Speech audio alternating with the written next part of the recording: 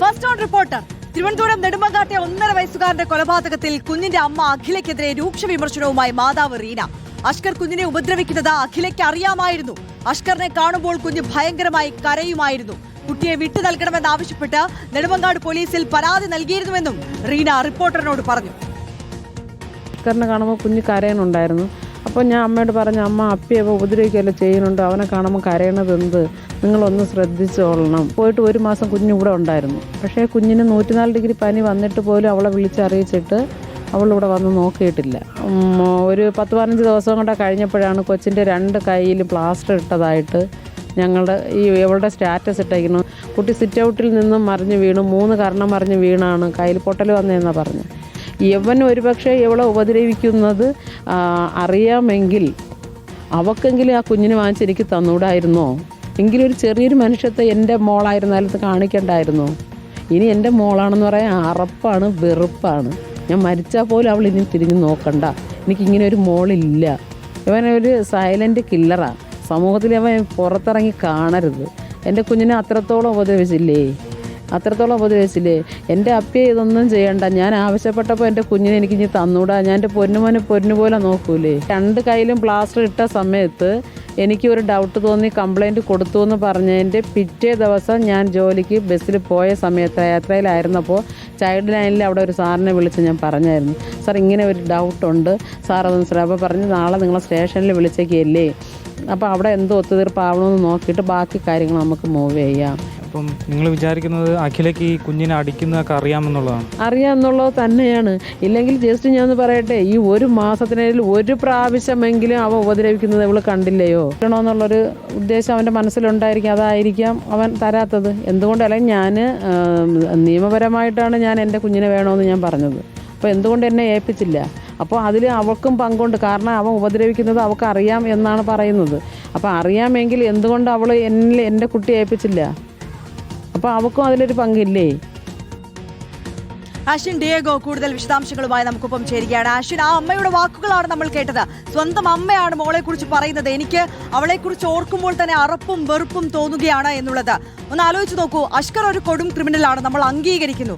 അതിനപ്പുറം സ്വന്തം കുഞ്ഞിനെ അയാൾ ഇത്രത്തോളം നിഷ്ഠൂരമായി ആക്രമിക്കുമ്പോഴും ആ അമ്മയ്ക്ക്, അഖിലയ്ക്ക് എങ്ങനെ നോക്കിയിരിക്കാൻ കഴിഞ്ഞു, അതിനെ പ്രതിരോധിക്കാതിരിക്കാൻ കഴിഞ്ഞു, എങ്ങനെ പ്രോത്സാഹിപ്പിക്കാൻ കഴിഞ്ഞു എന്നുള്ളതാണ് ആലോചിച്ചു പോകുന്നത്. ഈ അമ്മ പറഞ്ഞതുപോലെ തന്നെ അഖിലയ്ക്കും ഈ കൊടും ക്രൂരകൃത്യത്തിലെല്ലാം തുല്യ പങ്ക് ഉണ്ട് എന്ന് നമുക്ക് പറയേണ്ടിയിരിക്കുന്നു. ഒരുപക്ഷെ ഈ അമ്മ ഇടപെട്ടില്ലായിരുന്നുവെങ്കിൽ ഈ വിഷയങ്ങളൊന്നും ഈ ഘട്ടത്തിൽ പോലും പുറം ലോകം അറിയില്ലായിരുന്നു, അല്ലേ?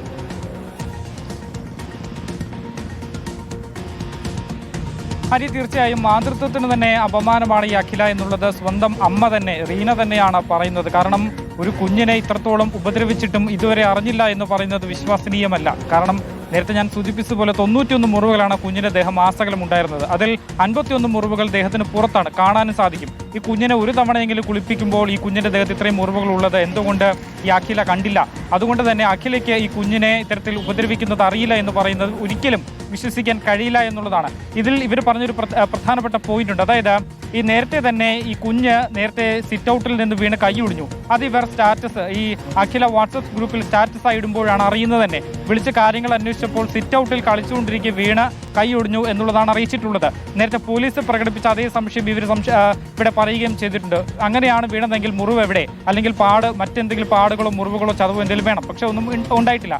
അതുകൊണ്ട് തന്നെ ഇവർക്ക് സംശയം തോന്നുന്നു. നെടുമങ്ങാട് പോലീസിൽ പരാതിപ്പെടുന്നു, ഇത്തരത്തിൽ ഈ കുഞ്ഞിന് ഒരു അപകടം സംഭവിച്ചിട്ടുണ്ട്, അതിൽ ചില സംശയങ്ങൾ തനിക്കുണ്ട്, അതുകൊണ്ട് തന്നെ കുഞ്ഞിനെ തനിക്ക് വാങ്ങി നൽകണം എന്നൊരു പരാതിയാണെന്ന് നെടുമങ്ങാട് പോലീസിൽ ഏൽപ്പിച്ചിരുന്നത്. തുടർന്ന് നെടുമങ്ങാട് പോലീസ് ഈ അഖിലയെ ബന്ധപ്പെടാൻ ശ്രമിച്ചിരുന്നെങ്കിലും ആദ്യ 2 ദിവസം ബന്ധപ്പെടാൻ കഴിഞ്ഞിരുന്നില്ല. പിന്നീടാണ് ഇവർ ഫോൺ എടുക്കുന്നതും പോലീസ് സ്റ്റേഷനിലേക്ക് വരാമെന്ന് സമ്മതിക്കുന്നതും.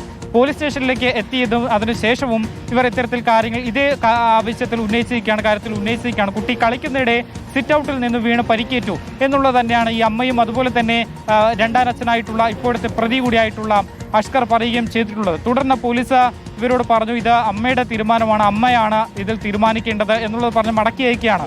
ഈ സംഭവം കഴിഞ്ഞ തൊട്ടടുത്ത ദിവസം തന്നെ ഈ സ്വന്തം അമ്മയ്ക്കെതിരെ ഈ അഖില മറ്റൊരു പരാതി നൽകിയിരിക്കുന്നു. അനാവശ്യമായി തങ്ങളുടെ കാര്യത്തിൽ ഇടപെടുന്നു, പോലീസിൽ പരാതി നൽകിയിരിക്കുന്നു, തങ്ങൾ ജീവിക്കാൻ അനുവദിക്കുന്നില്ല എന്നൊരു പരാതിയാണ് അമ്മയ്ക്കെതിരെ അഖില ഇത്തരത്തിൽ നെടുമങ്ങാട് പോലീസ് സ്റ്റേഷനിലേക്ക് നൽകിയിട്ടുള്ളത്. വീണ്ടും ഈ നെടുമങ്ങാട് പോലീസ് ഈ അമ്മയെയും മകളെയും അവിടേക്ക് വിളിച്ചു വരുത്തുന്നു. മകളുടെ കാര്യത്തിൽ ഇനി ഇടപെടരുത് എന്ന് അവരെ കർശനമായ നിർദ്ദേശം നൽകി വിടുന്നു. അതിനുശേഷമാണ് ഈ കൊലപാതകം അടക്കം നടക്കുന്നത്. ഒരുപക്ഷെ പോലീസ്, ഈ നെടുമങ്ങാട് പോലീസ് അന്ന് തന്നെ ഈ കുഞ്ഞിനെ ചൈൽഡ് ലൈനിലേക്കോ അല്ലെങ്കിൽ ഇതിന്റെ അമ്മുമ്മയ്ക്കോ അല്ലെങ്കിൽ ആദ്യ മരിച്ചുപോയ യഥാർത്ഥ പിതാവിലേക്കോ അല്ലെങ്കിൽ അവർ കുടുംബങ്ങളിലേക്ക് കുഞ്ഞിനെ കൈമാറിയിരുന്നെങ്കിൽ ഒരുപക്ഷെ ഈ ഒരു കൊലപാതകം തന്നെ ഒഴിവാകുമായിരുന്നു. കുഞ്ഞിന് ഇത്രത്തോളം പീഡനങ്ങൾ നേരിടേണ്ടി വരില്ല എന്നുള്ളതാണ് വാസ്തവം. അപ്പോൾ പോലീസിന്റെ ഭാഗത്ത് നിന്നുണ്ടായ ആദ്യ വീഴ്ചയാണത്. അതാണ് ഇപ്പോൾ റീനയുടെ അമ്മ തന്നെ, അഖിലയുടെ അമ്മ റീന തന്നെ ഇപ്പോൾ വെളിപ്പെടുത്തിയിട്ടുള്ളത്.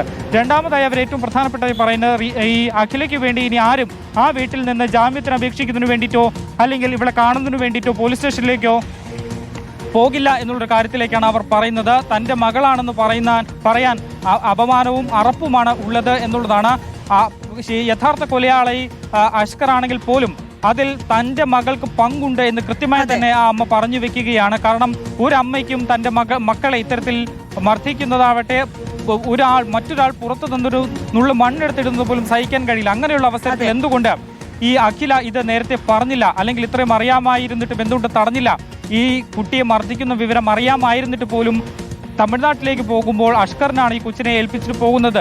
അത് വേണ്ടായിരുന്നു, പകരം തനിക്കോ അല്ലെങ്കിൽ മറ്റാർക്കെങ്കിലുമോ കൊടുക്കാമായിരുന്നു. കുഞ്ഞിനെ ഏറ്റെടുക്കാൻ വേറെ ആളുകൾ പുറത്തുണ്ട്, പക്ഷെ എന്തുകൊണ്ട് നൽകിയില്ല? അതാണ് ഈ ക്രൂരതയ്ക്കെല്ലാം പ്രോത്സാഹനം നൽകിയ അഖിലയ്ക്കും തക്കതായ ശിക്ഷ ഉറപ്പാക്കണമെന്ന് പറയുന്നത് അഖിലയുടെ അമ്മ റീന തന്നെയാണ് എന്നുള്ളതാണ്. അതോടൊപ്പം റീന ചൂണ്ടിക്കാണിക്കുന്ന ഒരു പ്രധാനപ്പെട്ട കാര്യമുണ്ട്. ഈ വിഷയങ്ങളൊക്കെ ലോക്കൽ പോലീസിന് മുന്നിലേക്ക് നേരത്തെ എത്തിച്ചപ്പോഴും കൃത്യമായ നടപടി സ്വീകരിച്ചില്ല എന്നുള്ളത്. അതിലേക്കാണ് നമ്മൾ എത്തുന്നത്.